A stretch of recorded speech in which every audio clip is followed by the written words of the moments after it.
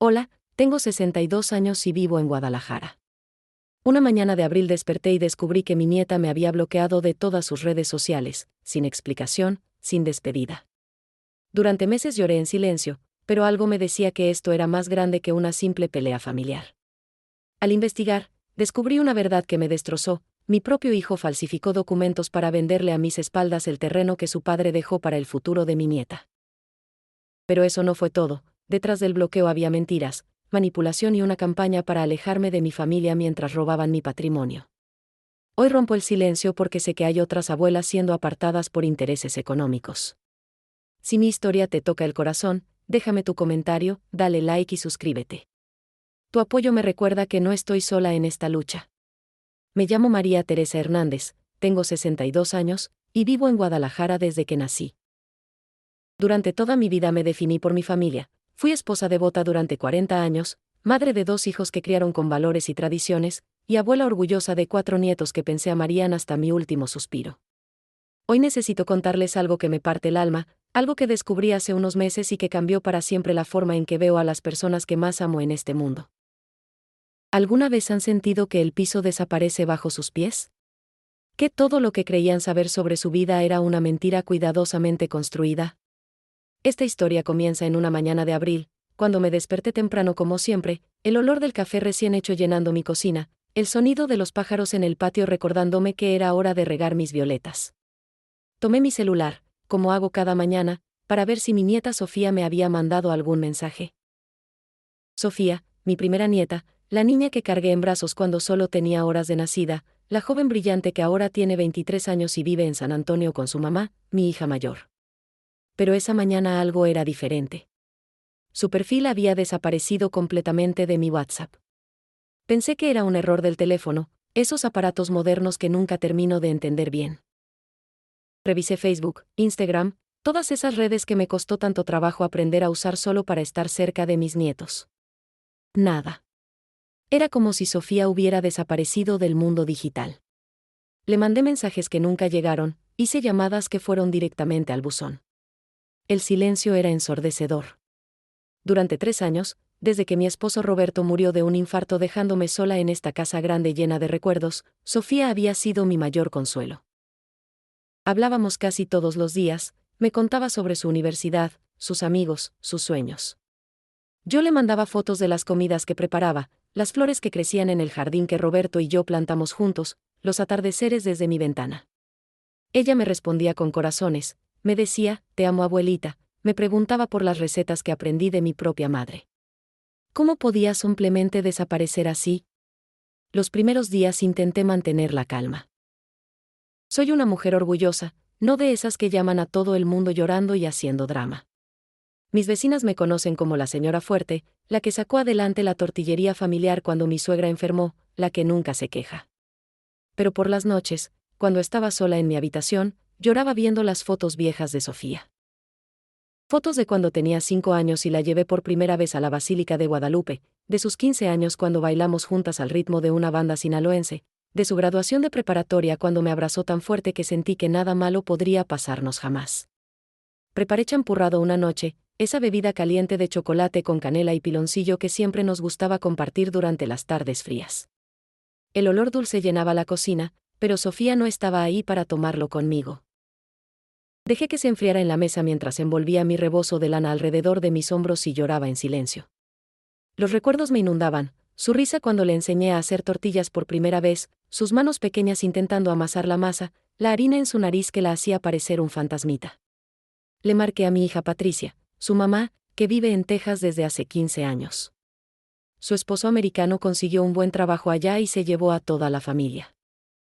Patricia siempre fue mi hija más cercana, la que heredó mi amor por cocinar, la que me llamaba cada semana sin falta. Pero cuando le pregunté por Sofía, su respuesta fue fría, distante. Está ocupada, mamá. Ya sabes cómo son los jóvenes ahora. Algo en su voz me dijo que estaba mintiendo. Una madre siempre sabe cuando sus hijos no dicen la verdad. Durante 2 semanas intenté contactarla a través de Patricia, pero las respuestas de mi hija eran cada vez más evasivas. Ya no me llamaba los domingos como antes, ya no me preguntaba cómo estaba, si necesitaba algo. Sentía que estaba perdiendo no solo a mi nieta, sino también a mi hija. Las noches se hacían más largas, el silencio de esta casa más pesado. Me preguntaba una y otra vez, ¿qué hice mal?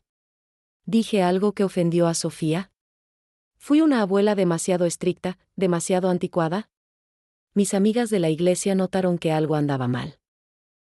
Durante la misa del domingo, cuando normalmente me sentaba en mi banco habitual y rezaba con devoción, me encontraron llorando frente a la imagen de la Virgen de Guadalupe. ¿Qué te pasa, María Teresa?, me preguntó doña Carmen, mi amiga desde hace 30 años. Pero yo solo negué con la cabeza. ¿Cómo explicarle que mi familia se estaba desmoronando y yo no entendía por qué? Fue entonces cuando decidí que no podía quedarme con los brazos cruzados. Si nadie me iba a dar respuestas, yo misma las encontraría. No sabía en ese momento que lo que estaba a punto de descubrir me haría llorar todas las noches durante meses, que me haría cuestionar todo lo que creía saber sobre el amor familiar, que me mostraría un lado oscuro de las personas que más amaba. Pero necesitaba saber la verdad, aunque esa verdad me destrozara el corazón. Esta es mi historia. La historia de cómo mi nieta me bloqueó en todas las redes sociales, y de cómo al descubrir la razón detrás de ese bloqueo, descubrí también mentiras, traiciones y secretos que mi familia había guardado durante años. Es una historia de dolor, pero también de fuerza. De pérdida, pero también de redención. Y aunque todavía me duele recordar cada detalle, necesito contarla, porque quizás alguien más esté viviendo algo similar y necesite saber que no está solo. ¿Han intentado alguna vez contactar a alguien que no quiere ser encontrado? Es como gritar en un vacío que no devuelve ni eco. Durante esos primeros días de mayo, me convertí en una mujer obsesionada. Cada mañana me levantaba con la esperanza de que todo hubiera sido un malentendido, que encontraría un mensaje de Sofía explicando que su teléfono se había dañado o que había estado muy ocupada. Pero cada mañana traía la misma decepción aplastante. Mi hijo menor, Carlos, que vive en Monterrey con su esposa Laura, fue el primero en notar mi angustia cuando lo llamé un martes por la tarde. «Mamá, suenas terrible», me dijo con preocupación genuina en su voz. Le conté todo, el bloqueo, el silencio de Patricia, la sensación horrible de que algo malo estaba pasando y nadie me lo quería decir. Carlos prometió investigar, hablar con su hermana. Pero días después, cuando volví a llamarlo, también él sonaba distante. «No te preocupes tanto, mamá. Los jóvenes son así ahora». Fue una frase que escucharía muchas veces en los siguientes meses. Los jóvenes son así ahora. Como si eso explicara todo. Como si el amor y el respeto que yo pensaba haber cultivado durante décadas pudieran simplemente desaparecer porque los jóvenes son así ahora. No, yo sabía que había algo más. Lo sentía en mis huesos, en ese instinto maternal que nunca me había fallado. Una tarde, mientras tomaba té de manzanilla en mi cocina, el aroma dulce mezclándose con el olor a tierra mojada que entraba por la ventana después de una lluvia ligera, recordé que tenía un tablet viejo que Roberto me había regalado años atrás. Rara vez lo usaba, prefería mi celular para todo. Pero ese tablet tenía una cuenta de Facebook diferente, una que había creado tiempo atrás y luego olvidé.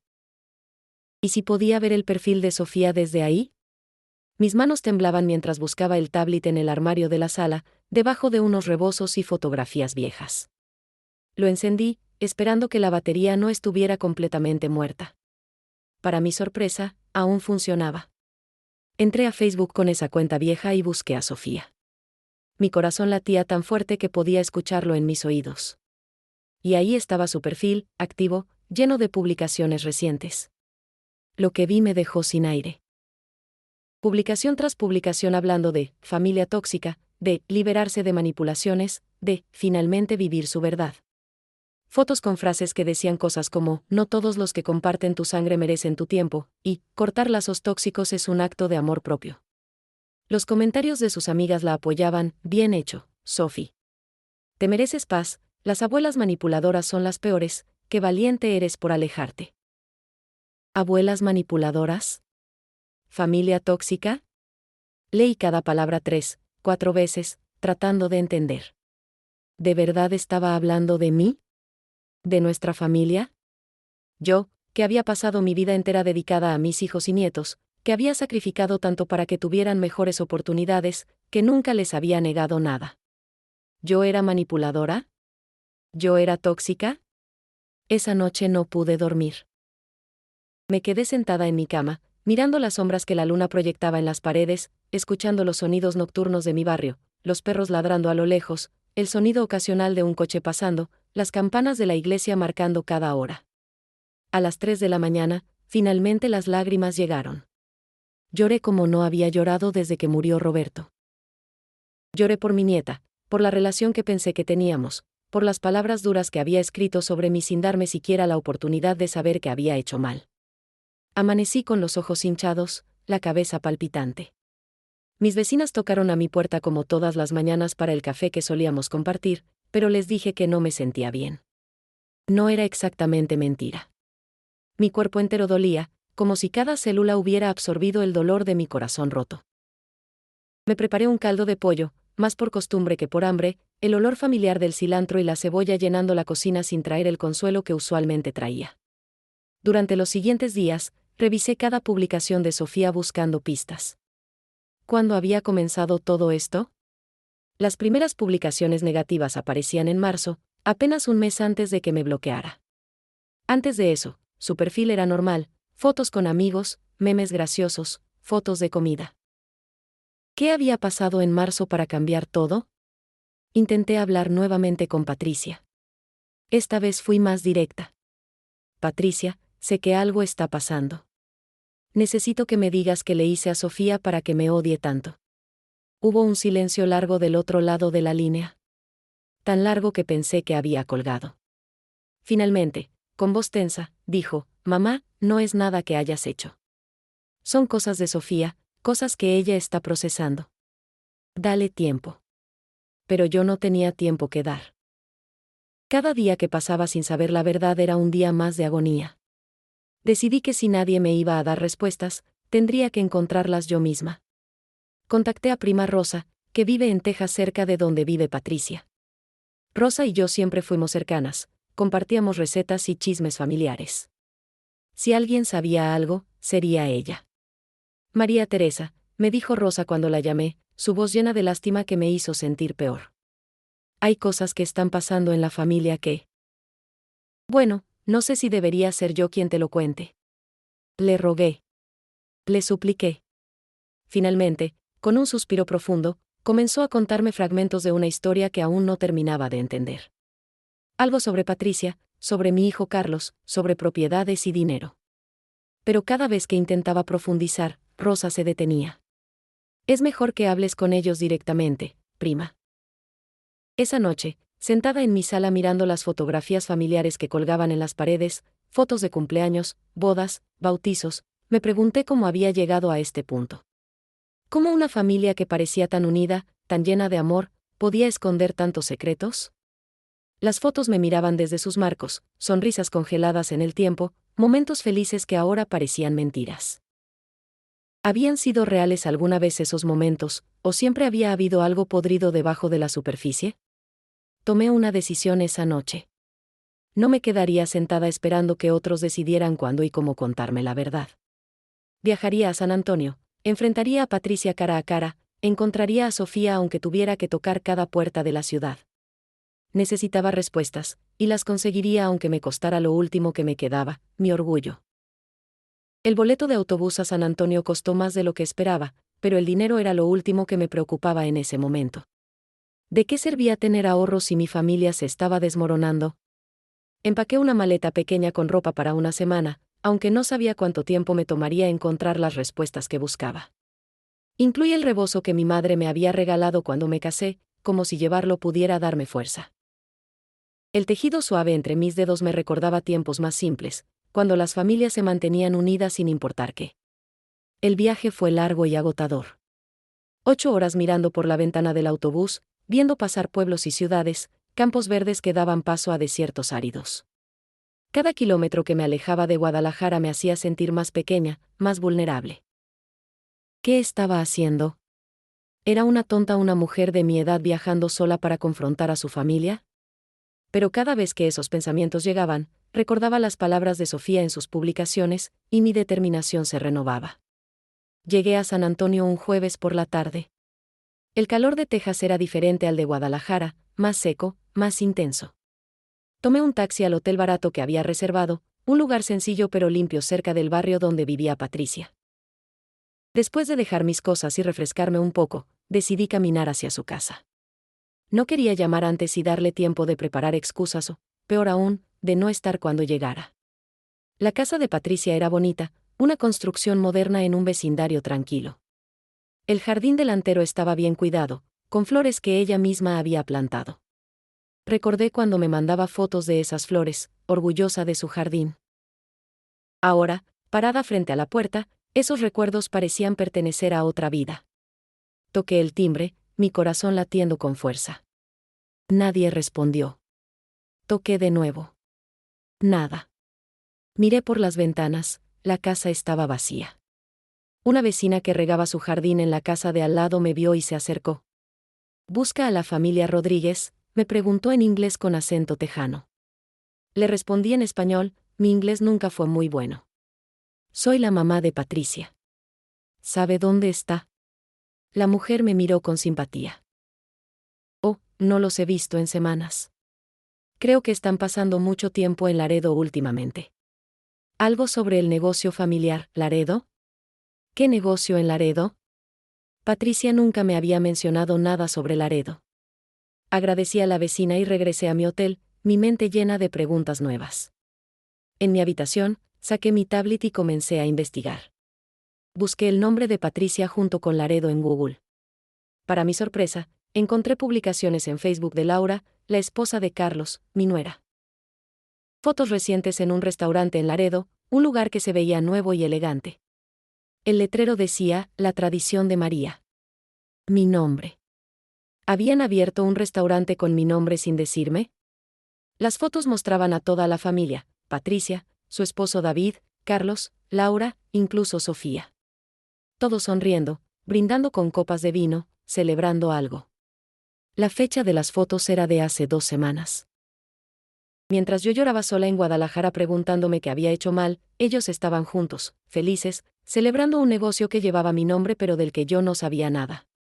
La traición me golpeó como un puño en el estómago. No era solo Sofía. Era toda mi familia. Patricia, Carlos, incluso Laura y David. Todos sabían algo que yo no sabía, todos estaban involucrados en algo de lo que me habían excluido deliberadamente. Las lágrimas comenzaron a caer de nuevo, pero esta vez había algo más que tristeza en ellas. Había rabia. Una rabia ardiente que no había sentido nunca antes. Esa noche casi no dormí. Pasé horas investigando en internet, buscando cualquier información sobre el restaurante. Encontré una página web profesional, cuentas de redes sociales activas, reseñas positivas de clientes. El restaurante había abierto en enero, 4 meses atrás. ¿Cómo era posible que algo tan grande hubiera pasado sin que yo lo supiera? Y más importante, ¿por qué me lo habían ocultado? Al día siguiente tomé un autobús a Laredo. Necesitaba ver ese lugar con mis propios ojos. El viaje fue corto, apenas 2 horas, pero cada minuto se sentía eterno. ¿Qué encontraría allá? ¿Qué más sabía que no sabía? Llegué al mediodía, cuando el sol estaba en su punto más alto. Busqué la dirección del restaurante en mi teléfono y caminé hasta allá. La tradición de María estaba en una zona comercial cerca del centro. El edificio era hermoso, con paredes color terracota y ventanas grandes que dejaban ver el interior. Me quedé parada en la acera de enfrente, mirando. Podía ver mesas ocupadas, gente comiendo y riendo. A través de la ventana vi a Laura, mi nuera, atendiendo una mesa. Se veía feliz, relajada. Como si no tuviera ninguna preocupación en el mundo. Respiré profundo y crucé la calle. Entré al restaurante, una campana sonando sobre la puerta para anunciar mi llegada. El olor a carne asada y tortillas recién hechas me golpeó inmediatamente, un olor familiar que me recordaba a mi propia cocina. La decoración era tradicional mexicana, con zarapes en las paredes y fotografías en blanco y negro. Me acerqué para ver las fotos y mi corazón casi se detiene. Eran fotografías familiares. Fotos de bodas, cumpleaños, celebraciones. Pero había algo extraño, yo no estaba en ninguna de ellas. O más bien, había estado y me habían cortado. Podía ver los bordes donde mi imagen había sido eliminada, espacios vacíos donde yo debería estar parada entre mis hijos. Era como si hubieran intentado borrarme de la historia familiar. ¿Puedo ayudarla? La voz de Laura me sacó de mi shock. Cuando se volteó y me vio, el color desapareció de su cara. María Teresa, ¿qué haces aquí? Su voz temblaba. La miré directamente a los ojos, toda la rabia y el dolor de las últimas semanas concentrándose en ese momento. Eso mismo quiero saber yo, Laura.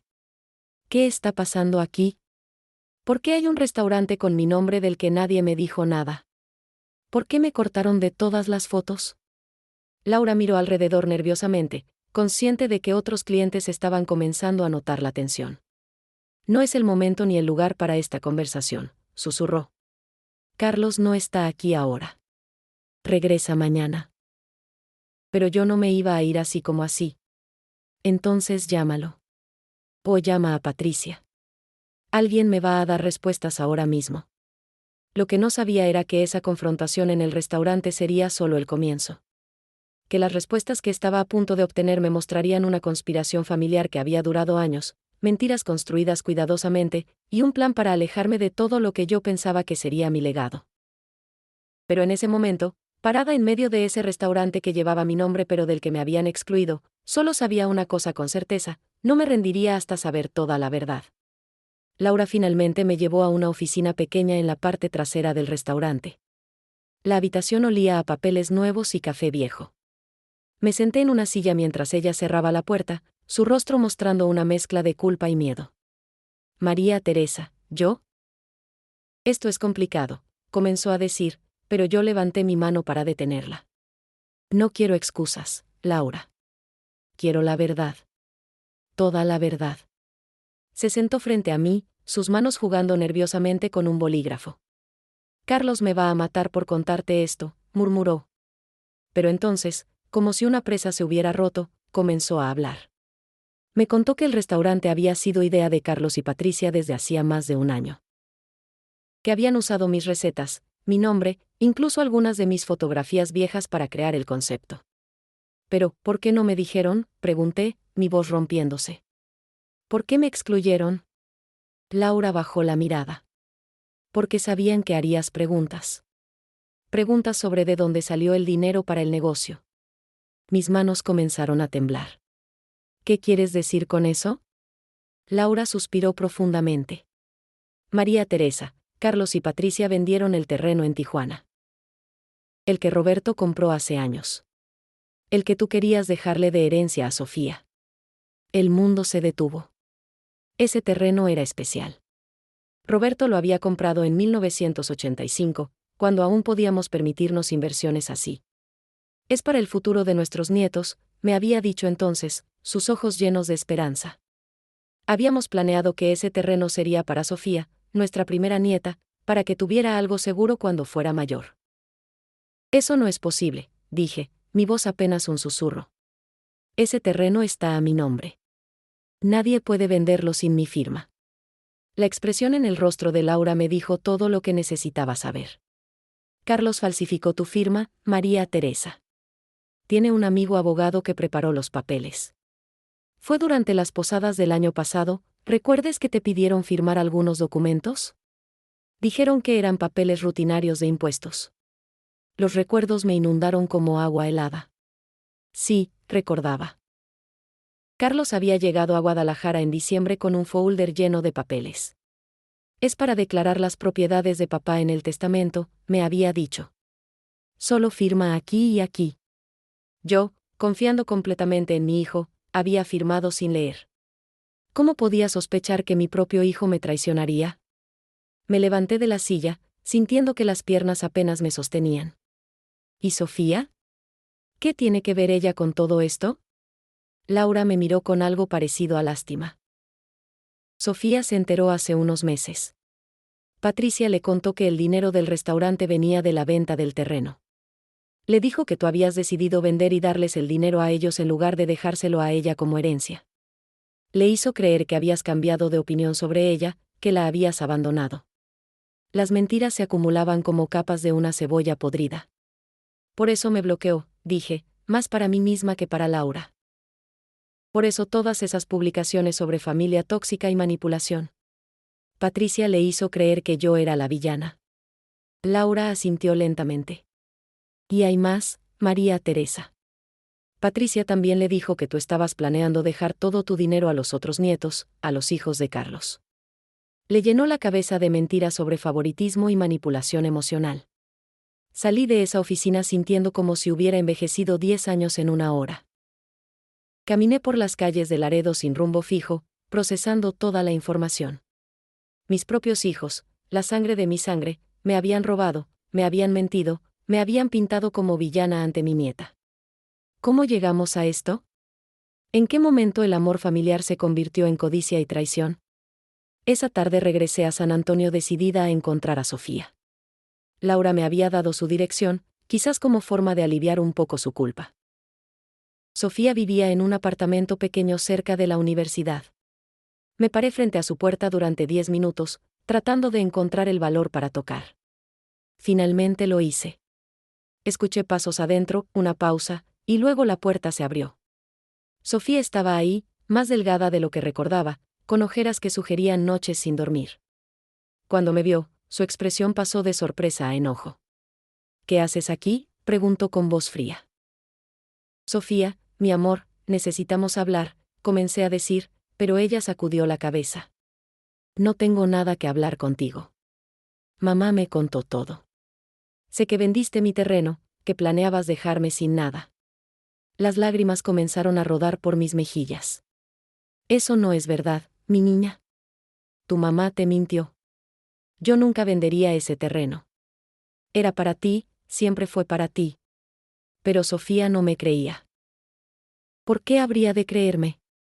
Había pasado meses escuchando mentiras sobre mí de alguien en quien confiaba completamente, su propia madre. Vete, abuela.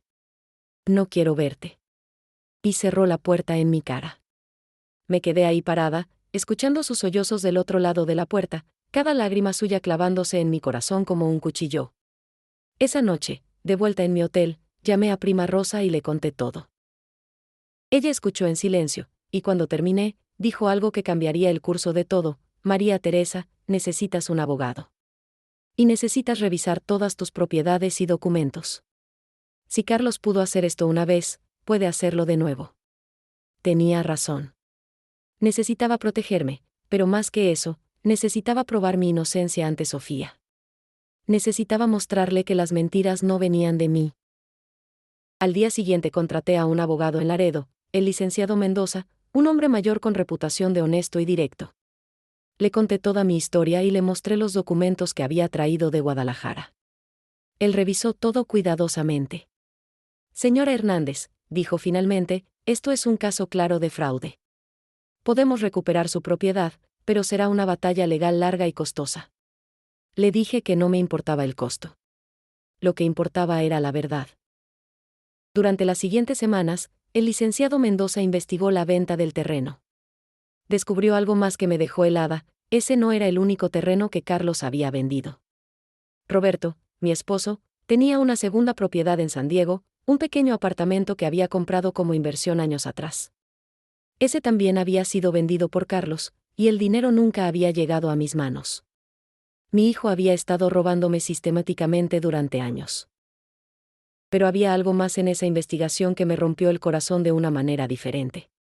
El licenciado encontró mensajes de texto entre Patricia y Carlos, mensajes donde planeaban cómo manejarme, cómo mantenerme fuera del camino mientras construían su imperio de restaurantes. Mensajes donde se reían de mi ignorancia, donde Patricia decía cosas como: mamá es tan ingenua, nunca sospecha nada. Ver esas palabras escritas por mi propia hija fue peor que cualquier robo de dinero. Con esta información en mano, regresé al apartamento de Sofía. Esta vez ella no me abrió la puerta, pero deslicé un sobre por debajo con copias de todos los documentos que el licenciado había encontrado, los papeles falsificados, los mensajes de texto, las pruebas de las ventas ilegales. Incluí una nota escrita a mano: mi amor, aquí está la verdad. Cuando estés lista para escucharla, estaré esperando. Te amo más de lo que las palabras pueden expresar. Tu abuela María Teresa. No sabía si Sofía leería esos documentos o si los tiraría a la basura. Pero había hecho lo único que podía hacer: mostrarle la verdad y esperar que su corazón encontrara el camino de regreso a mí. Regresé a Guadalajara con el corazón partido pero con una nueva determinación. El licenciado Mendoza había iniciado el proceso legal para recuperar mis propiedades, pero me había advertido que podría tomar meses, incluso años. Mientras tanto, yo tenía otra batalla que pelear: recuperar la dignidad que mi familia me había robado y encontrar la manera de reconstruir mi relación con Sofía. Los primeros días de regreso fueron los más difíciles. Mi casa, que siempre había sido mi refugio, ahora se sentía vacía y fría. Cada rincón me recordaba momentos felices con mi familia, momentos que ahora sabía habían sido construidos sobre mentiras. ¿Cuántas de esas sonrisas en las fotos familiares eran falsas? ¿Cuánto tiempo llevaban planeando mi hijo y mi hija robarme mientras yo cocinaba para ellos cada fin de semana? Una tarde, mientras limpiaba el sótano buscando documentos que el licenciado me había pedido, encontré una caja vieja de Roberto. Dentro había cartas que él me había escrito durante nuestros primeros años de matrimonio, cuando trabajaba en Tijuana y yo me quedaba en Guadalajara con los niños pequeños. Leer esas cartas me hizo llorar, pero también me recordó algo importante: Roberto y yo habíamos construido todo desde cero con amor, trabajo y sacrificio. No iba a dejar que mis hijos destruyeran ese legado. En esa caja también encontré algo más: escrituras de propiedades que no conocía. Roberto había sido muy cuidadoso con el dinero, muy metódico. Estas escrituras eran de un pequeño terreno en las afueras de Guadalajara que había comprado sin decirme, probablemente como sorpresa. El terreno estaba solo a mi nombre, algo que Roberto debía haber hecho antes de morir. Carlos no sabía de su existencia, lo que significaba que no había podido venderlo. Era una pequeña victoria, pero una victoria al fin. Llamé al licenciado Mendoza para contarle del terreno. «Excelente noticia, señora Hernández», dijo con entusiasmo. «Esto fortalece su caso. Demuestra que su esposo siempre tuvo la intención de dejarle propiedades específicamente a usted, no a sus hijos». También me dio otra noticia: había logrado contactar a la persona que compró el terreno de Tijuana. El comprador, un empresario llamado señor Villarreal, estaba dispuesto a hablar conmigo. Viajé de nuevo a Tijuana 2 semanas después.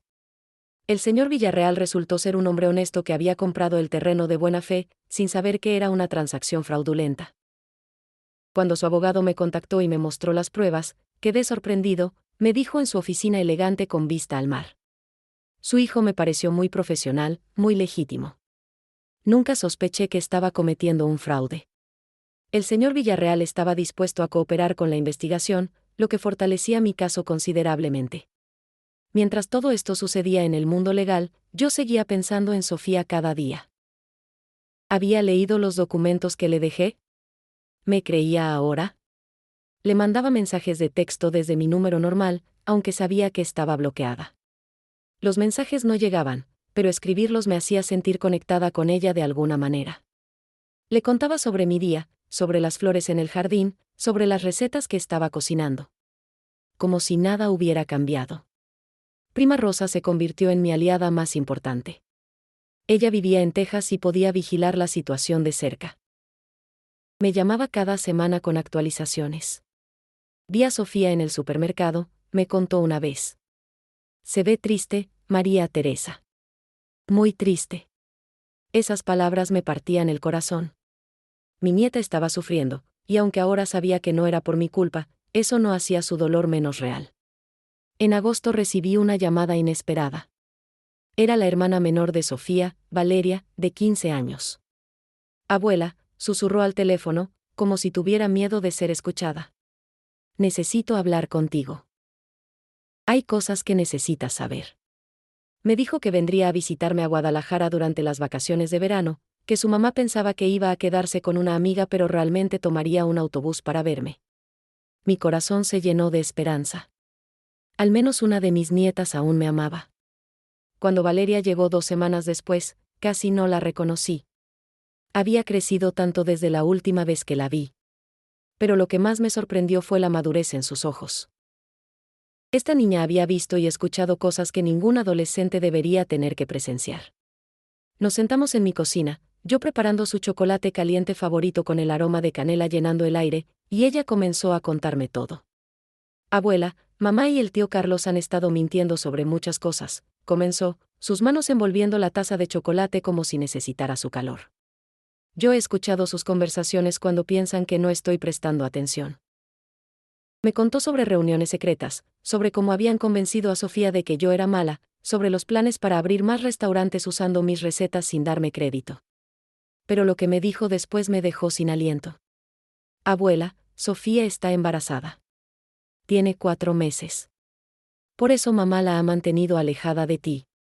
Tiene miedo de que tú la juzgues por estar soltera y embarazada tan joven. Las lágrimas comenzaron a caer por mis mejillas. ¿Embarazada? ¿Mi Sofía iba a ser mamá y ni siquiera podía estar ahí para apoyarla? ¿De verdad Patricia pensaba que yo rechazaría a mi nieta por algo así? ¿Qué clase de monstruo pensaba que era? Valeria, mi amor, le dije tomando sus manos, necesito que le digas algo a tu hermana de mi parte. Dile que la amo, que siempre la amaré, y que no hay nada en este mundo que pueda hacer que deje de amarla. Dile que estaré aquí esperándola cuando esté lista, y que su bebé tendrá la mejor bisabuela del mundo. Valeria sonrió entre lágrimas y me abrazó fuerte. Pero Valeria tenía más información. Sacó de su mochila un folder con documentos. Encontré esto en el escritorio de mamá, dijo nerviosamente. No sé si está bien que te lo muestre, pero siento que necesitas saberlo. Los documentos eran planes de negocios para una cadena de restaurantes. La tradición de María iba a expandirse a 5 ciudades más: San Antonio, McAllen, Corpus Christi, Houston y Dallas. Todo usando mi nombre, mis recetas, mi legado, sin darme ni un centavo ni darme crédito. Ver esos planes escritos tan claramente, tan fríamente calculados, me llenó de una rabia que nunca había sentido. Pero también me dio claridad. Mis hijos no iban a detenerse. Seguirían usando mi nombre, explotando mi trabajo de toda una vida, a menos que yo hiciera algo para detenerlos. Ya no se trataba solo de recuperar mis propiedades. Se trataba de proteger mi legado, mi dignidad, y demostrarle a Sofía que valía la pena pelear por la verdad. Llamé al licenciado Mendoza esa misma noche y le conté todo lo que Valeria me había revelado. Él me aconsejó que documentara todo, que guardara los papeles que Valeria había traído. Vamos a necesitar cada pieza de evidencia que podamos conseguir, señora Hernández. Su familia ha construido un castillo de mentiras, y vamos a derribarlo ladrillo por ladrillo. Por primera vez en meses, sentí que tenía algo de control sobre mi vida. Ya no era solo una víctima llorando en silencio. Era una luchadora preparándose para la batalla más importante de su vida. No solo pelearía por mi dinero o mis propiedades. Pelearía por mi nieta, por mi bisnieto que aún no había nacido, y por la verdad que mi familia había tratado de enterrar. Septiembre llegó con lluvias que lavaban las calles de Guadalajara, pero no podían lavar la tristeza de mi corazón. Valeria había regresado a San Antonio, pero antes de irse me prometió que mantendría los ojos abiertos y me avisaría de cualquier cosa importante. Eres valiente, mi niña, le dije mientras la abrazaba en la estación de autobuses. Más valiente que muchos adultos que conozco. Ella sonrió con lágrimas en los ojos. Lo aprendí de ti, abuela. El licenciado Mendoza me llamó con noticias que me hicieron sentir una mezcla de victoria y tristeza. Habíamos ganado la primera fase del proceso legal. El juez había ordenado una investigación formal sobre la venta del terreno en Tijuana y había congelado todas las transacciones relacionadas con el restaurante hasta que el caso se resolviera. Esto es bueno para usted, señora Hernández, me explicó el licenciado, pero también significa que las cosas se van a poner feas con su familia. Van a perder mucho dinero si no pueden operar el restaurante normalmente. Tenía razón. 2 días después recibí una llamada furiosa de Carlos. ¿Cómo pudiste hacernos esto, mamá?, gritó por el teléfono. Vas a destruir el negocio familiar. Todo por lo que hemos trabajado. Su hipocresía me dejó sin palabras. El negocio familiar, repetí con voz temblorosa de rabia. ¿Te refieres al negocio que construyeron con dinero robado? ¿Al negocio que lleva mi nombre pero del que me excluyeron completamente? Carlos intentó justificarse, hablar de malentendidos y errores de comunicación, pero yo ya había escuchado suficientes mentiras. Patricia también llamó, pero su enfoque era diferente. Lloró, me rogó que retirara la demanda. Mamá, por favor. Piensa en tus nietos. Si el restaurante quiebra, no tendremos cómo mantenerlos. Quise reír ante su manipulación descarada. Si de verdad pensaras en tus hijos, Patricia, no habrías construido su futuro sobre fraude y mentiras. Y si de verdad te preocupara Sofía, no la habrías alejado de mí llenándole la cabeza de mentiras. Hubo silencio del otro lado. ¿Quién te dijo sobre Sofía?, preguntó finalmente con voz fría. Me negué a responder, protegiendo a Valeria. Patricia colgó sin decir adiós. Durante octubre, mientras los preparativos para el Día de los Muertos llenaban las calles con color y el olor de cempasúchil, yo preparaba mi propio altar en casa. Coloqué fotos de Roberto, de mis padres, de mis abuelos. Gente que había vivido con honor y dignidad. Perdóname, mi amor, le susurré a la foto de Roberto, por no proteger mejor lo que construimos juntos. Pero te prometo que voy a arreglarlo. Sentí su presencia esa noche, como si me estuviera dando fuerzas desde donde quiera que estuviera. Prima Rosa me llamó con noticias que hicieron que mi corazón brincara de esperanza. María Teresa, Sofía está preguntando por ti. Le mostré los documentos que el abogado mandó, las pruebas de las firmas falsificadas. Creo que está empezando a dudar de lo que su mamá le dijo. No quise ilusionarme demasiado, pero esa noche dormí mejor de lo que había dormido en meses. Soñé con Sofía, con su risa que tanto extrañaba, con la posibilidad de conocer a mi bisnieto. El licenciado Mendoza descubrió más irregularidades en los documentos del restaurante. No solo habían usado mis recetas sin permiso, sino que también habían registrado marcas comerciales con mi nombre sin mi autorización. Básicamente han creado una corporación completa basada en su identidad sin su consentimiento, explicó. Esto va más allá del fraude simple. Es robo de identidad a nivel comercial. Cada nueva revelación me mostraba cuán profunda había sido la traición. En noviembre recibí un paquete inesperado. Era de Valeria, pero dentro había algo que no esperaba, una carta de Sofía. Mis manos temblaban mientras la abría. La letra de Sofía, que conocía desde que aprendió a escribir, llenaba 2 páginas completas. Comenzaba con abuela, no María Teresa o simplemente nada. Ese abuela hizo que las lágrimas comenzaran a caer antes incluso de leer el resto. Abuela, no sé si puedes perdonarme por dudar de ti, escribía. Vi los documentos que dejaste en mi puerta. Al principio no quise creerlos. Era más fácil pensar que tú eras la mala, porque mamá siempre fue tan convincente. Pero Valeria me contó cosas, y prima Rosa me mostró más pruebas, y ya no puedo seguir negando la verdad. Mamá y el tío Carlos te robaron. Te usaron. Y yo los ayudé creyendo sus mentiras. La carta continuaba con disculpas, con explicaciones de cómo Patricia había manipulado cada situación para hacer que yo pareciera la villana. Pero el párrafo que más me tocó fue el último: abuela, voy a ser mamá en febrero. Estoy asustada y confundida, y lo único que quiero es abrazarte y que me digas que todo va a estar bien como lo hacías cuando era niña. ¿Puedes perdonarme? ¿Podemos empezar de nuevo? Tu nieta que te ama, Sofía. Lloré tanto que prima Rosa tuvo que venir a mi casa porque se preocupó cuando no respondí sus llamadas.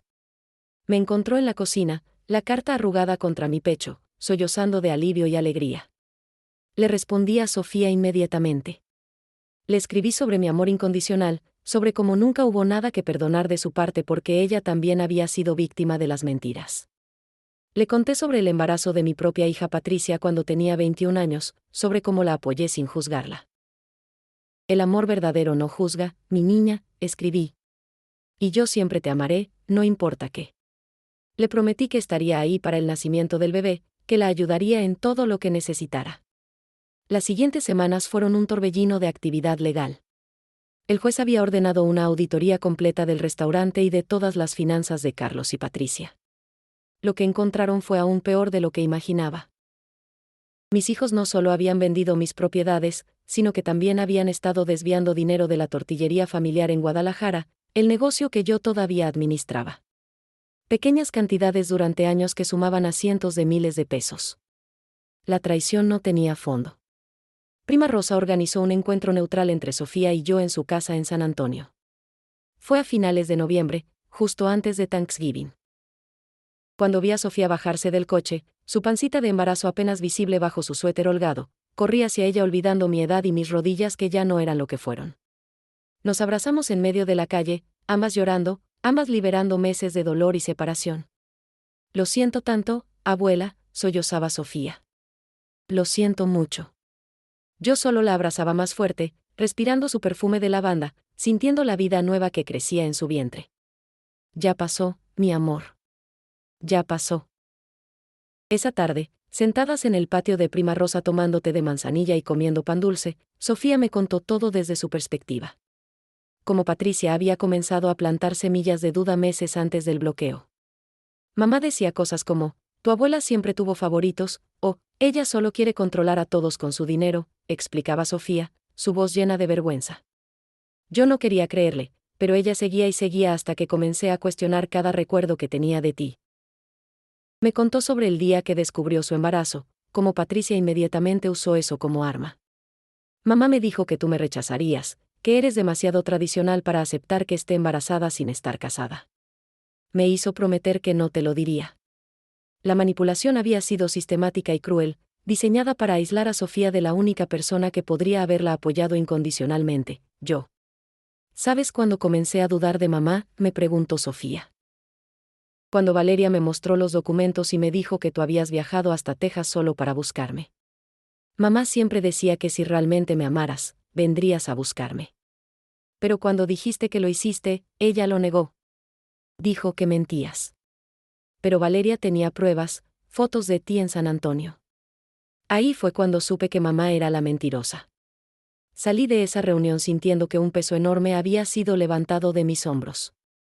Sofía estaba de vuelta en mi vida. Pero la batalla con Patricia y Carlos apenas comenzaba, y sabía que las cosas iban a empeorar antes de mejorar. Diciembre llegó con el frío característico que hace que la gente en Guadalajara saque sus suéteres y rebozos guardados durante el año. Para mí, sin embargo, el frío que sentía venía de dentro. El proceso legal había entrado en una fase más agresiva, y mis hijos habían contratado a sus propios abogados, caros y despiadados, determinados a pintarme como una anciana senil que no sabía lo que hacía. El abogado de Carlos presentó documentos médicos supuestamente mostrando que yo había sido diagnosticada con demencia temprana, documentos que por supuesto eran completamente falsos. Ven hasta dónde están dispuestos a llegar, le dije al licenciado Mendoza cuando me mostró los papeles. Ahora me quieren hacer pasar por loca. Él sacudió la cabeza con disgusto. Lo bueno es que estos documentos son claramente fraudulentos. El doctor que supuestamente los firmó ni siquiera existe. Esto solo fortalece nuestro caso. Pero el daño en la comunidad ya estaba hecho. Patricia había comenzado una campaña en redes sociales, sutil pero efectiva, sugiriendo que yo estaba confundida y que la familia estaba preocupada por mi salud mental. Publicaciones cuidadosamente redactadas que pedían oraciones por mí, que hablaban de lo difícil que era ver a un ser querido perderse en sus propios recuerdos. Mis vecinas comenzaron a mirarme diferente, con lástima en sus ojos. Algunas incluso me preguntaban directamente, ¿es verdad que te estás olvidando de las cosas, María Teresa? Prima Rosa, bendita sea, tomó cartas en el asunto. Creó un grupo de WhatsApp con familiares y amigos cercanos donde compartió toda la verdad, las pruebas del fraude, los documentos falsificados, los mensajes de texto donde Patricia y Carlos planeaban alejarme del negocio. La reacción fue inmediata y dividida. Algunos familiares no podían creer que Patricia y Carlos fueran capaces de tal crueldad. Otros, especialmente los que siempre habían envidiado el éxito del restaurante, no se sorprendieron en absoluto. Yo siempre supe que ese Carlos era ambicioso, comentó un tío lejano. Pero nunca pensé que le robaría a su propia madre. En medio de todo este caos, Laura, mi nuera, me llamó. Su voz sonaba cansada, derrotada. María Teresa, necesito hablar contigo. No por teléfono. ¿Puedo ir a visitarte? Acepté, curiosa sobre qué podría querer decirme. Laura llegó 2 días después, un domingo por la tarde cuando el sol comenzaba a ponerse pintando el cielo de naranja y rosa. Se veía más delgada, con ojeras profundas. Nos sentamos en mi patio, el olor de las gardenias flotando en el aire. Quiero que sepas que nunca estuve de acuerdo con lo que Carlos hizo, comenzó Laura, sus manos temblando mientras sostenía una taza de café. Cuando me enteré de la venta del terreno, discutimos terriblemente. Le dije que estaba mal, que te estaba robando.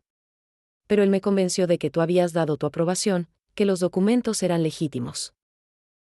Laura lloró mientras me contaba cómo Carlos la había manipulado a ella también, cómo había amenazado con divorciarse y quitarle a sus hijos si ella decía algo. Tengo algo para ti, dijo Laura sacando un sobre de su bolsa. Son extractos bancarios del restaurante. Muestran exactamente cuánto dinero entró de la venta de tus propiedades y cómo se gastó. También tengo grabaciones de conversaciones entre Carlos y Patricia donde admiten el fraude. Las grabé porque necesitaba protegerme. Si esto llegaba a salir, no quería que me arrastraran con ellos.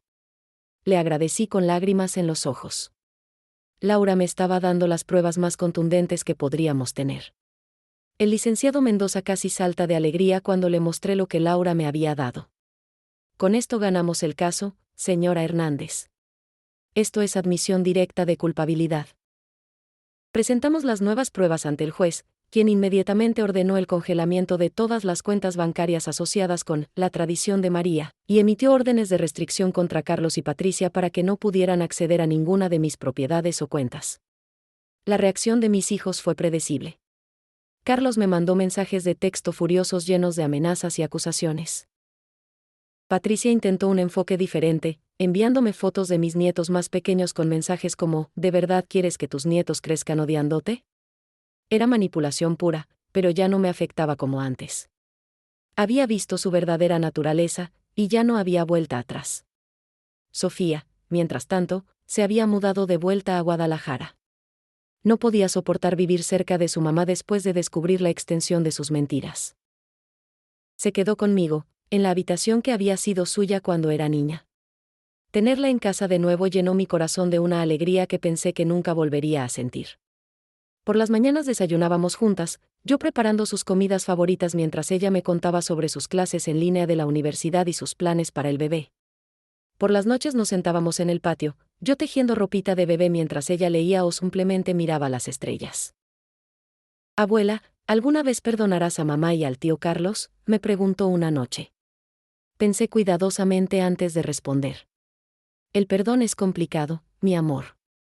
No significa olvidar o permitir que te sigan lastimando. Significa liberarte del veneno del odio. Todavía no sé si puedo perdonarlos completamente, pero estoy trabajando en no dejar que su traición me consuma. Sofía asintió, sus manos descansando protectoramente sobre su pancita. Yo tampoco sé si puedo perdonar a mamá. Me duele demasiado. A mediados de diciembre, el juez ordenó una audiencia pública donde todas las partes tendrían que presentarse. La fecha se fijó para el 15 de enero, justo después de las fiestas. Sabía que esa audiencia sería el momento decisivo, donde la verdad finalmente se expondría ante todos. El licenciado Mendoza me preparó para lo que podría pasar. Van a intentar atacar su carácter, señora Hernández. Van a decir cosas hirientes sobre usted. Necesita estar preparada y mantenerse fuerte.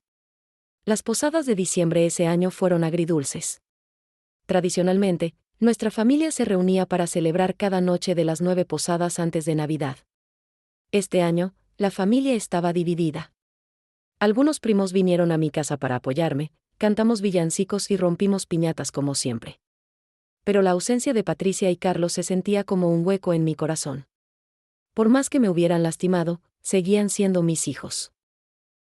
El amor de una madre no desaparece simplemente porque sus hijos la decepcionen. Valeria, la hermana menor de Sofía, pidió permiso para pasar la Navidad con nosotras. Patricia inicialmente se negó, pero cuando Valeria amenazó con contar a un trabajador social sobre el ambiente tóxico en casa, Patricia cedió. Tener a ambas nietas conmigo para Navidad fue el mejor regalo que podría haber pedido. Cocinamos juntas, decoramos el nacimiento, fuimos a la misa de gallo. Por esos días preciosos, pude fingir que nuestra familia era normal y feliz de nuevo. La víspera de Año Nuevo la pasamos tranquilas, solo Sofía, Valeria y yo. A medianoche, mientras los fuegos artificiales iluminaban el cielo de Guadalajara y el ruido de la celebración llenaba el aire, las tres nos tomamos de las manos y pedimos deseos. El mío fue simple, que el nuevo año trajera justicia, sanación y la posibilidad de reconstruir lo que había sido destruido. No sabía entonces que ese deseo se cumpliría de maneras que nunca imaginé, y que la audiencia de enero cambiaría todo para siempre. El 15 de enero amaneció gris y frío, como si el cielo mismo sintiera el peso de lo que estaba por venir. Me desperté temprano, mi estómago hecho nudos de nervios. Sofía ya estaba levantada, su pancita ahora prominente con 7 meses de embarazo, preparando café en la cocina. «¿No dormiste bien, verdad, abuela?», me preguntó cuando me vio entrar. Negué con la cabeza. Estuve soñando con tu abuelo toda la noche. Creo que está tratando de darme fuerzas. Me puse mi mejor vestido, el azul marino que Roberto siempre decía que hacía brillar mis ojos. Me recogí el cabello en un moño elegante y me puse el collar de perlas que él me regaló en nuestro 20º aniversario. Necesitaba verme fuerte, digna, no como la anciana senil que mis hijos intentaban pintar. Prima Rosa llegó temprano para acompañarnos al juzgado. «Estás hermosa, María Teresa», me dijo abrazándome. «Hoy es tu día de reivindicación». El viaje a Laredo, donde se llevaría a cabo la audiencia, tomó varias horas. Sofía insistió en acompañarme a pesar de su embarazo avanzado. «Necesito estar ahí, abuela. Necesito que mamá vea que estoy de tu lado». El licenciado Mendoza nos encontró en las escaleras del juzgado.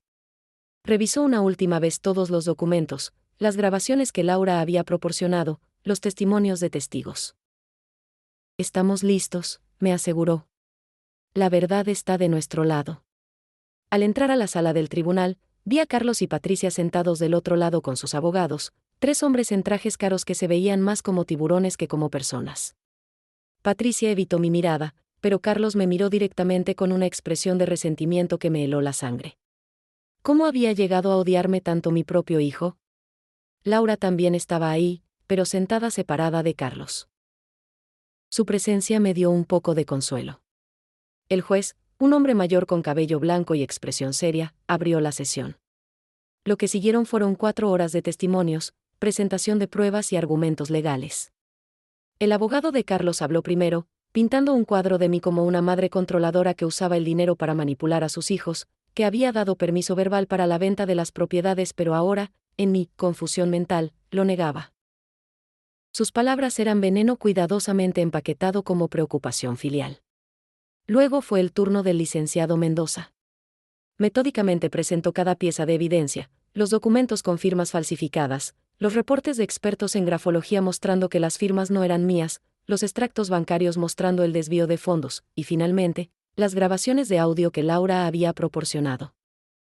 Cuando las grabaciones se reprodujeron en la sala, escuchando las voces de mis propios hijos admitiendo el fraude y riéndose de mi ingenuidad, vi como varios de los presentes, incluyendo al juez, fruncían el ceño con disgusto.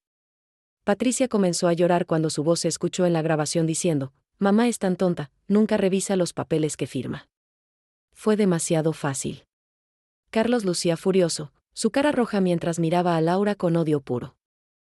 Laura mantenía su mirada al frente, valiente a pesar del miedo visible en sus ojos. El abogado de Carlos intentó objetar, argumentar que las grabaciones habían sido obtenidas ilegalmente, pero el juez lo rechazó. En México, las grabaciones hechas por una de las partes de la conversación son admisibles como evidencia. Luego me llamaron a testificar. Con piernas temblorosas, caminé al estrado y juré decir la verdad. El licenciado Mendoza me hizo preguntas sobre mi relación con mis hijos, sobre las propiedades, sobre mi estado mental. Respondí cada pregunta con claridad, mi voz ganando fuerza con cada palabra. Expliqué cómo había confiado ciegamente en mis hijos, cómo esa confianza había sido traicionada de la manera más cruel. Entonces el abogado de Carlos comenzó su interrogatorio, y fue brutal. Me acusó de ser una madre ausente que siempre favoreció a unos nietos sobre otros. Insinuó que mi edad me hacía poco confiable. Preguntó sobre momentos específicos donde supuestamente yo había actuado de manera irracional o confusa. Pero yo estaba preparada. Para cada acusación tenía una respuesta, para cada insinuación tenía una refutación. No me dejé intimidar. El momento más doloroso llegó cuando Carlos mismo fue llamado a testificar. Bajo juramento, mi hijo mintió descaradamente. Dijo que yo había autorizado todas las ventas, que el dinero se había usado para inversiones familiares que beneficiarían a todos. Cuando el licenciado Mendoza le presentó las grabaciones donde admitía el fraude, Carlos tartamudeó, contradiciéndose varias veces. Fue patético ver a mi hijo, que siempre había sido inteligente y articulado, destruirse a sí mismo con sus propias mentiras. Patricia no testificó. Su abogado aconsejó contra ello, probablemente sabiendo que se incriminaría aún más. Pero su silencio hablaba volúmenes. El juez notó su ausencia del estrado y lo anotó en sus documentos. Después del almuerzo, llamaron a testigos adicionales. Prima Rosa testificó sobre las conversaciones que había tenido conmigo y con otros miembros de la familia. Varios vecinos de Guadalajara testificaron sobre mi lucidez mental y mi carácter. El doctor que supuestamente había diagnosticado mi demencia fue expuesto como fraude cuando no pudo ser localizado en ningún registro médico legítimo. Pero el testimonio más poderoso vino de alguien inesperado, Sofía. A pesar de estar en su 7º mes de embarazo, ella insistió en testificar.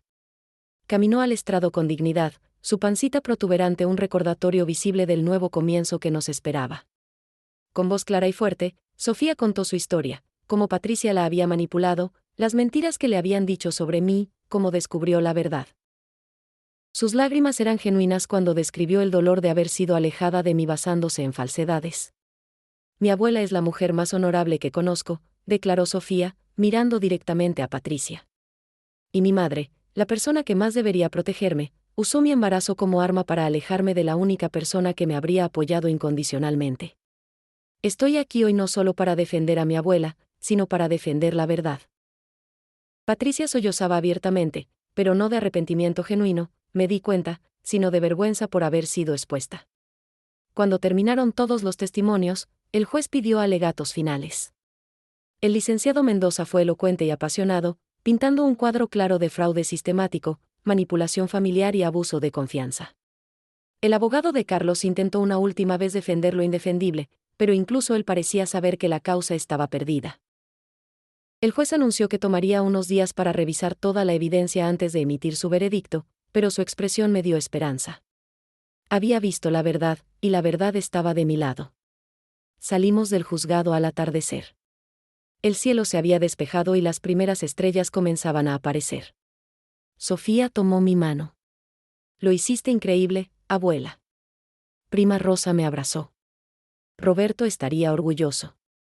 Pero yo solo me sentía cansada, vacía. Había ganado esta batalla en la corte, pero la guerra por mi familia apenas comenzaba. Vi a Patricia salir con sus abogados, su rostro oculto detrás de lentes oscuros. Por un momento, nuestras miradas se encontraron.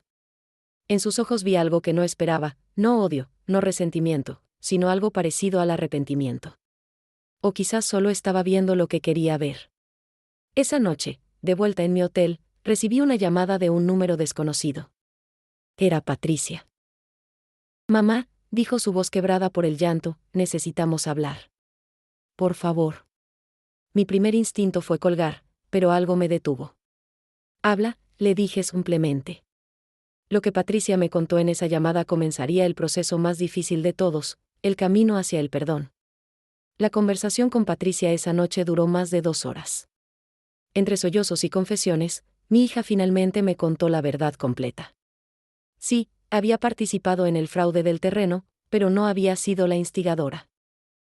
Carlos, mi hijo, había sido quien planificó todo desde el principio. Él me convenció de que tú nos habías dado tu bendición, explicaba Patricia con voz temblorosa. Me mostró documentos que parecían legítimos. Para cuando me di cuenta de que eran falsos, ya era demasiado tarde. Estábamos muy metidos. Pero había más en su confesión, algo que me rompió el corazón de una manera diferente. Patricia me contó sobre su matrimonio con David, cómo había estado cayéndose a pedazos durante años. Cómo ella se había sentido atrapada, sin salida. El restaurante era mi oportunidad de tener algo mío, mamá. Algo que no dependiera de David. Sé que estuvo mal, sé que te lastimé, pero estaba desesperada. No justificaba sus acciones, pero al menos comenzaba a entender sus motivaciones. ¿Y Sofía?, pregunté, mi voz endureciéndose. ¿Cómo justificas haberla alejado de mí? ¿Haberle llenado la cabeza de mentiras sobre su abuela? Patricia se quebró completamente con esa pregunta. Tenía miedo, admitió. Miedo de que si Sofía te contaba sobre el embarazo, tú investigarías más a fondo nuestras vidas y descubrirías el fraude. Carlos me convenció de que la única manera de proteger el negocio era manteniéndote alejada de todos nosotros. Fue el error más grande de mi vida, mamá. He perdido a mi hija por mi cobardía. Le dije a Patricia que necesitaba tiempo para procesar todo, que no podía perdonarla simplemente porque ahora estaba arrepentida. Pero le prometí que lo pensaría, que consideraría la posibilidad de reconstruir algún tipo de relación eventualmente. Pero primero, le dije con firmeza, necesitas hacer las cosas bien. Necesitas devolver lo que robaste, admitir públicamente lo que hiciste, y ganarte de nuevo la confianza de Sofía y Valeria. No será fácil, y tomará años. ¿Estás dispuesta a hacer ese trabajo? Patricia prometió que sí. Dijo que ya había hablado con su abogado sobre llegar a un acuerdo, sobre devolver el dinero de las propiedades vendidas. No tengo todo, admitió, mucho se gastó en el restaurante. Pero estoy dispuesta a vender mi casa, mi coche, lo que sea necesario para hacer esto bien. No sabía si creerle completamente, pero era un comienzo. Colgamos el teléfono con una promesa tenue de hablar de nuevo después de que el juez emitiera su veredicto. Carlos, por otro lado, no mostró ningún arrepentimiento. Los días siguientes me llegaron mensajes de sus abogados con ofertas de acuerdos, que eran insultos apenas disfrazados. Ofrecían devolverme una fracción de lo que habían robado a cambio de que retirara todos los cargos. El licenciado Mendoza ni siquiera se molestó en considerarlo seriamente. Su hijo todavía piensa que puede negociar su salida de esto, me dijo con disgusto. No entiende que ha perdido. El veredicto del juez llegó 3 semanas después. Nos llamaron de vuelta a Laredo un martes gris de febrero. Esta vez solo fui con Sofía y el licenciado Mendoza. Prima Rosa no pudo acompañarnos porque su esposo estaba enfermo, pero me llamó esa mañana para desearme suerte. Sea cual sea el resultado, me dijo, ya ganaste, María Teresa. Ganaste tu dignidad de vuelta. La sala del tribunal estaba más llena que la primera vez. Periodistas locales se habían enterado del caso, y la historia de una abuela robada por sus propios hijos había capturado la atención pública. Carlos y Patricia estaban ahí con sus abogados, sentados más separados que la última vez. Patricia me miró cuando entré, y esta vez no aparté la mirada. Asentí levemente en su dirección, un reconocimiento de nuestra conversación, sino un perdón completo. El juez entró y todos nos pusimos de pie. Comenzó a leer su decisión, un documento legal denso lleno de términos que apenas entendía. Pero las partes importantes las entendí perfectamente. Este tribunal encuentra que el señor Carlos Hernández y la señora Patricia Rodríguez actuaron con premeditación y alevosía para defraudar a la señora María Teresa Hernández. Las pruebas presentadas, especialmente las grabaciones de audio y los testimonios de expertos, demuestran sin lugar a dudas que las firmas en los documentos de venta fueron falsificadas. El juez ordenó la devolución inmediata de todas las propiedades a mi nombre, el pago de daños y perjuicios, y la disolución de la marca comercial, La Tradición de María, a menos que yo decidiera asumirla personalmente. También ordenó una investigación criminal por fraude y falsificación de documentos, lo que significaba que Carlos y Patricia podrían enfrentar cargos penales. Laura fue exonerada de cualquier responsabilidad legal dado que ella misma había sido engañada y había cooperado con la investigación. Cuando el juez terminó de leer su decisión, sentí como si un peso enorme hubiera sido levantado de mis hombros. Había ganado. La verdad había prevalecido. Sofía apretó mi mano con lágrimas rodando por sus mejillas. El licenciado Mendoza sonrió ampliamente. Del otro lado de la sala, Patricia lloraba en silencio mientras Carlos permanecía rígido, su rostro una máscara de rabia contenida. Sus abogados intentaban hablar con ellos, probablemente sobre opciones de apelación, pero yo sabía que esto había terminado. La verdad era irrefutable. Después de la audiencia, afuera del juzgado, varios periodistas intentaron entrevistarme. El licenciado Mendoza había preparado un comunicado breve que leí frente a las cámaras: la justicia ha prevalecido hoy. No busqué esta batalla legal por venganza, sino por verdad y dignidad. Espero que esta experiencia sirva para recordar a las familias que la codicia y el engaño solo traen destrucción. Agradezco al sistema judicial por defender los derechos de los ancianos contra el abuso. No mencioné nombres, no insulté a mis hijos públicamente. Mantuve mi dignidad hasta el final. Patricia me buscó antes de que nos fuéramos. Se veía destrozada, años más vieja que la última vez que la había visto. Mamá, comenzó a decir, pero las palabras se le atoraron en la garganta. Nos miramos en silencio por un momento que pareció eterno. Finalmente le dije: hiciste mucho daño, Patricia. A mí, a Sofía, a toda la familia. El juez te ha dado consecuencias legales, pero las consecuencias emocionales son mucho más profundas. Si de verdad quieres mi perdón, tendrás que ganártelo cada día por el resto de tu vida. Patricia asintió, las lágrimas cayendo libremente ahora. Lo haré, mamá. Lo prometo. Sofía, parada a mi lado, miró a su mamá con una expresión de dolor y conflicto. Mamá, dijo Sofía suavemente, te quiero. Pero ahora mismo no te puedo perdonar. Necesito tiempo. Patricia extendió su mano hacia Sofía, pero la dejó caer cuando Sofía retrocedió un paso. Lo entiendo, susurró Patricia. Lo entiendo. Carlos ni siquiera intentó hablar conmigo. Salió del juzgado rodeado de sus abogados, su postura rígida de orgullo herido. Laura me abrazó antes de irse. Voy a pedir el divorcio, me confió en voz baja. No puedo seguir con alguien capaz de lastimar a su propia madre así. Mis hijos merecen mejor ejemplo.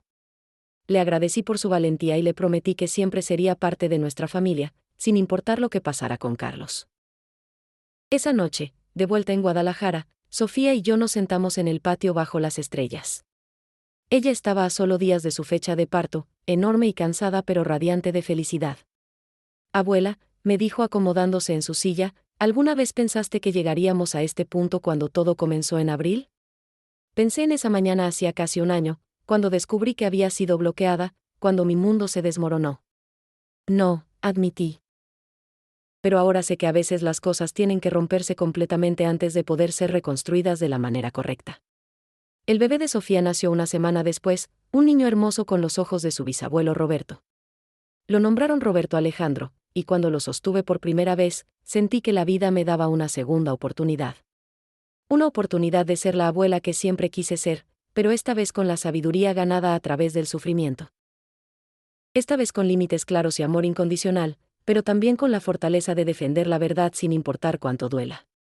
Han pasado 6 meses desde el veredicto del juez. 6 meses de reconstrucción lenta pero constante.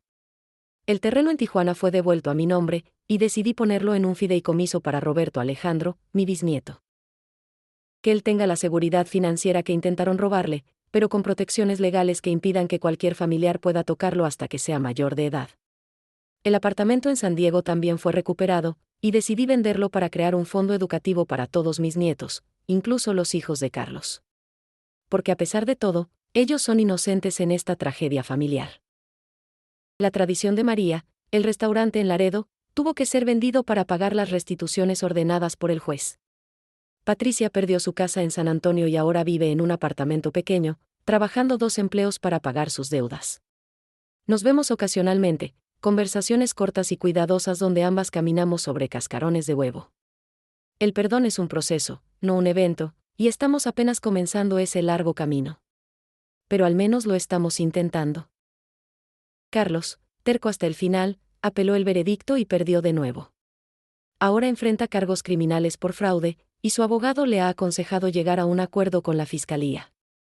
Laura se divorció de él en abril, ganando la custodia completa de mis nietos más pequeños. Ella y yo nos vemos regularmente ahora. Los niños pasan fines de semana conmigo, y les he estado enseñando a hacer tortillas y a cocinar las recetas de su bisabuelo. Ellos no entienden completamente lo que su papá hizo, y yo nunca les hablaré mal de él. Merecen formar sus propias opiniones cuando sean mayores. Mi relación con Sofía es más fuerte que nunca. Ella y Roberto Alejandro viven conmigo, y la casa que se sentía tan vacía y fría hace un año ahora está llena de vida, risas de bebé y el desorden hermoso que viene con un niño pequeño. Sofía terminó su carrera universitaria en línea y ahora trabaja desde casa como diseñadora gráfica. Por las tardes, cuando Roberto Alejandro duerme la siesta, nos sentamos juntas en la cocina tomando té y hablando sobre todo y nada.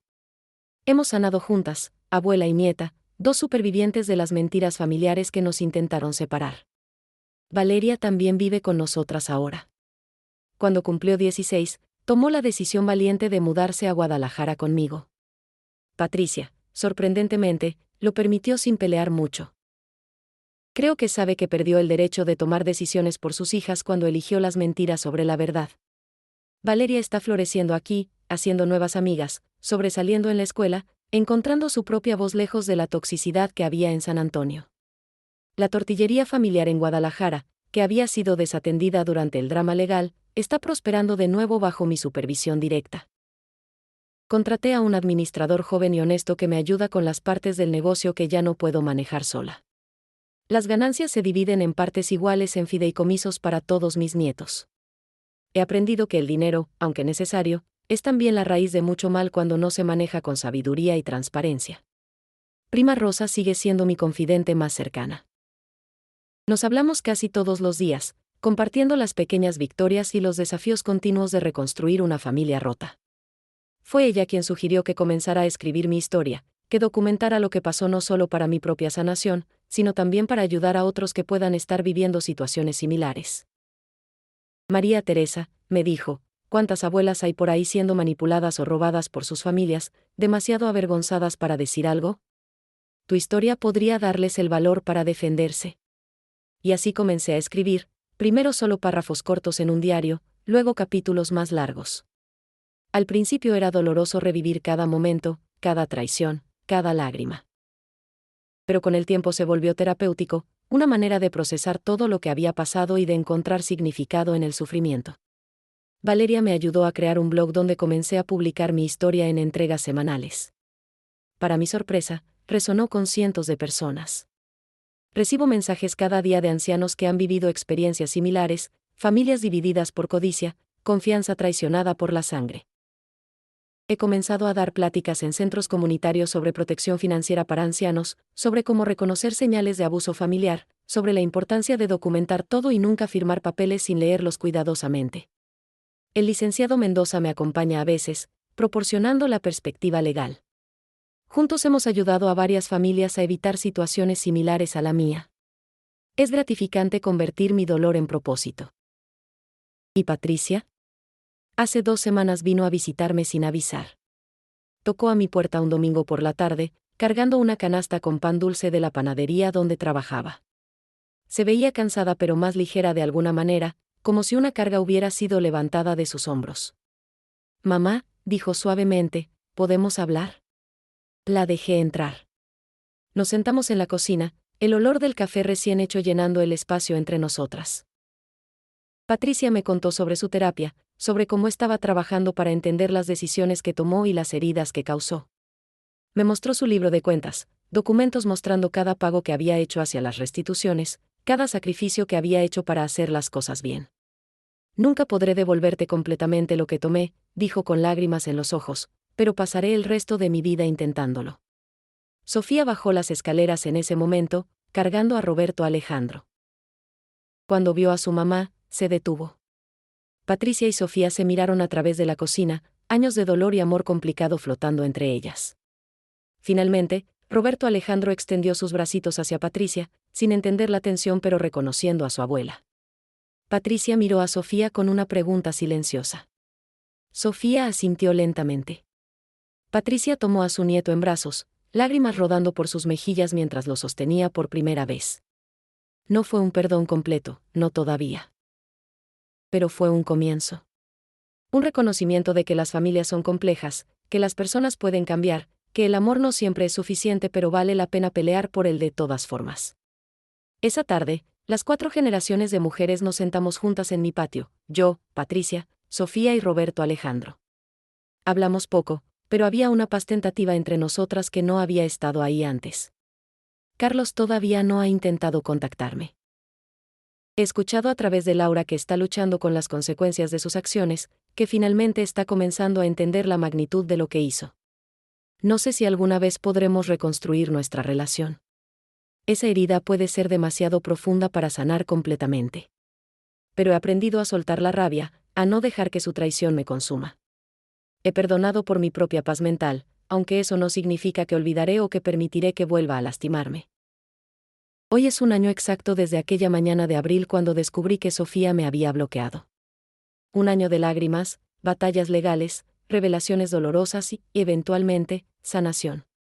Miro a mi bisnieto durmiendo en su cuna, su respiración suave y constante, y pienso en el futuro. Pienso en el mundo que le dejaremos, en las lecciones que aprenderá no solo de mis palabras sino de mis acciones. Le enseñaré que la familia es importante, pero que el amor propio y los límites saludables lo son más. Que la confianza se gana y se mantiene a través de acciones consistentes, no solo palabras bonitas. Que la codicia puede corromper incluso los corazones más cercanos, pero que la integridad es el tesoro más valioso que podemos poseer. Que perdonar no significa permitir abuso, sino liberarse del veneno del rencor. Y que nunca es demasiado tarde para defender la verdad, sin importar cuánto cueste. Mi historia no tiene un final completamente feliz tipo cuento de hadas. La vida real rara vez lo tiene. Pero tengo paz, y tengo propósito. Tengo a Sofía y Valeria de vuelta en mi vida.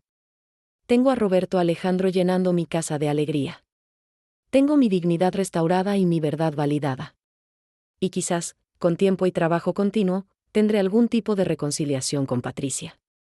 Eso es suficiente. Es más que suficiente. A todas las abuelas, las madres, las tías que están leyendo esto y reconociendo elementos de su propia historia en la mía, sepan que no están solas. Sepan que merecen respeto, que merecen verdad, que merecen amor que no venga con manipulación adjunta. No tengan miedo de defenderse, de buscar ayuda legal si es necesario, de establecer límites firmes con familiares tóxicos. Su valor no está determinado por cuánto pueden soportar en silencio, sino por cuánto valor tienen para hablar cuando es necesario. Y a las familias que están considerando traicionar la confianza de sus ancianos por dinero o conveniencia, recuerden que el patrimonio más grande que sus padres y abuelos les pueden dejar no son propiedades o cuentas bancarias, sino el ejemplo de integridad, amor y honor. No destruyan ese legado por codicia. Los arrepentimientos que vienen después son mucho más costosos que cualquier ganancia financiera temporal. Me siento en mi patio esta noche, el mismo patio donde lloré tantas noches hace un año, pero ahora con un corazón mucho más ligero. Las estrellas brillan arriba, las mismas estrellas que Roberto y yo solíamos mirar juntos. Siento su presencia, su aprobación. Peleé la buena pelea, defendí la verdad, y aunque el camino fue doloroso, salí del otro lado más fuerte, más sabia, más completa. Esta es mi historia, mi confesión, mi testimonio. La historia de cómo mi nieta me bloqueó en redes sociales y cómo al descubrir por qué, lloré toda la noche. Pero también es la historia de cómo encontré mi fuerza, recuperé mi dignidad y aprendí que el amor verdadero a veces significa pelear por la verdad, incluso cuando esa pelea es contra tu propia sangre. Y al final, es la historia de esperanza, de segundas oportunidades, y del poder de la verdad para eventualmente liberar a todos.